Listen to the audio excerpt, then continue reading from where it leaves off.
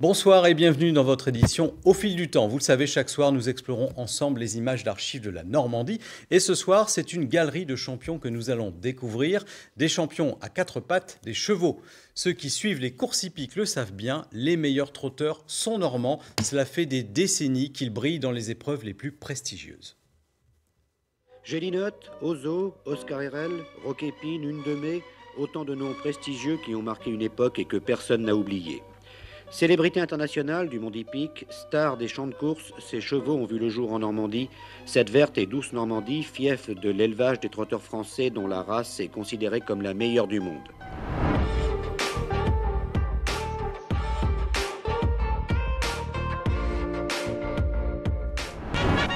Une foule énorme se pose à Vincennes la question Gélinotte or not Gélinotte pour le prix d'Amérique.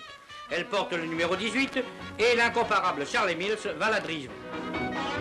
Le départ est donné à 2600 mètres pour 15 chevaux et à 2625 pour Gélinotte. Bien partie, la grande championne arrive rapidement sur les premiers, emmenée par Emden, numéro 6. Et c'est très prudemment ralenti qu'elle franchit la première le poteau d'arrivée, remportant sa 46e victoire et son 70e million. Ozo, la jument numéro 1 du turf français, n'a pas déçu les parieurs. Dès le départ menée tambour battant, elle a pris la tête. Pour tout le monde, la course était déjà terminée. Ozo est une jument étonnante, elle a mauvais caractère. En course, elle ne décolère pas. Il paraît qu'elle n'aime pas son driver. Entre elle et lui, c'est le mariage forcé. Elle obéit donc, mais elle se fâche et elle le montre en giflant son driver d'une queue vengeresse. Tout cela n'empêche pas ce couple insolite de remporter de nombreuses victoires avec autant d'aisance que ce prix d'Amérique. Aérien, sûr de lui, Ourasi dépasse facilement Poussiquette. Il ne touche plus le sol, il semble s'envoler. L'encolure tendue, les oreilles couchées en arrière, il est pris de la rage de vaincre. Aujourd'hui, il semblait avoir compris que c'était sa dernière chance de finir sa carrière en beauté. Il le fait avec panache, en battant tous les records de vitesse jamais atteints dans le prix d'Amérique, trottant 1 minute, 15 secondes, 2 dixièmes. Son dernier hommage à Jean-René Goujon. Quand le cheval n'a rien, il est le meilleur. Il était le grand favori et on peut dire que les turfistes avaient bien vu. Général du Pommeau, 6 ans, drivé par son entraîneur manchois Jules Lepentier, a fait une course remarquable. Parti en douceur pour tenir la distance des 2700 mètres, Général du Pommeau a opéré une remontée spectaculaire, un véritable sprint à 500 mètres de la ligne d'arrivée, laissant loin derrière lui ses adversaires. Comme s'il s'était envolé, le cheval a franchi la ligne d'arrivée dans une foulée magistrale sous les acclamations du public. C'est un cheval qui a une petite histoire parce qu'il était petit et personne n'en voulait. Et ce cheval donc a battu le record de vitesse du Prix d'Amérique. Et un record de vitesse, très facilement. Ah ouais, on est dans l'histoire là. Ah oui, la petite partie de l'histoire. Bold Eagle a réalisé l'impensable, gagné le Prix d'Amérique, le Grand Prix de France et le Grand Prix de Paris, les 3 courses de groupe 1 les plus prestigieuses en moins d'1 mois. Marseillaise, bain de foule, photographie, congratulations en série. Bold Eagle est entré dans la légende. Il est le 4e cheval seulement à gagner la triple couronne. Son exploit est celui de toute une filière d'excellence, 100% Made in Normandie.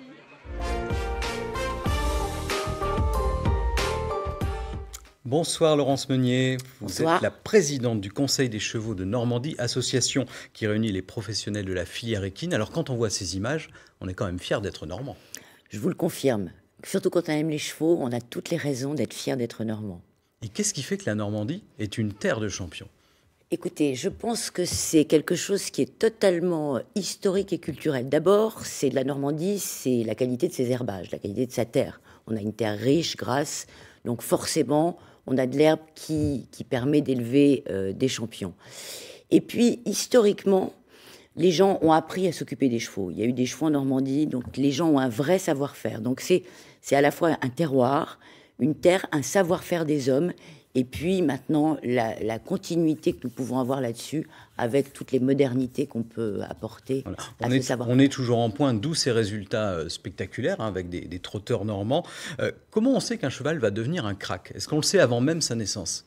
Alors j'ai envie de vous dire, on ne sait jamais qu'un cheval va devenir un crack, sauf quand il a gagné une course extrêmement prestigieuse ou un concours hippique extrêmement prestigieux. En fait, bien sûr, on espère tous, c'est ça qui fait la magie des chevaux, c'est que quand on fait naître un cheval, bien évidemment, on fait tout, on met le maximum de choses entre ses mains pour que ce soit un bon cheval. Donc c'est d'abord la génétique. Après, comme partout, la génétique est très importante. Après, il y a les conditions d'élevage. Avec forcément, mieux on nourrit les chevaux, mieux on permet le développement de leur croissance sans qu'il y ait de problèmes vétérinaires futurs. Et puis après, c'est toute la partie entraînement. C'est ça. Et quand vous mettez tout ça bout à bout, peut-être vous pouvez avoir un bon cheval. Peut-être. Alors, peut-être. On disait que les trotteurs étaient exceptionnels en Normandie. Est-ce qu'on a aussi des champions dans les courses de galop ou dans les sports comme les concours d'obstacles, par exemple? Mais je vais vous dire, on a des champions dans toutes ces disciplines-là. La Normandie, ça c'est très important à savoir, est la seule région au monde à avoir des cracks, à avoir fait naître des cracks et à faire naître des cracks dans les 3 disciplines majeures, que sont les courses de galop, les courses de trot, comme votre reportage vient de le montrer, et le saut d'obstacle, qui sont les 3 disciplines les plus populaires et les plus médiatiques. Donc ça, c'est tout à fait extraordinaire. Un cheval sur 2? Un cheval sur 2, un cheval de compétition, de course, mais né en Normandie. Né en Normandie. Ah oui, c'est quelque chose de tout à fait étonnant. Et vous voyez, il y a beaucoup de pays, par exemple les Américains, vous allez dans le Kentucky, ils sont extrêmement forts sur le pur sang. Vous allez en Suède, ils sont extrêmement forts sur le trotteur. Vous allez en Allemagne, ils sont extrêmement forts sur le chevaux de selle. En revanche, il n'y a pas un pays où il y a les 3 en même temps. Alors, soyons fiers d'être normands. Merci, Laurence Meunier. Je vous dis une bonne soirée à tous. Et puis, tout de suite, c'est votre journal régional.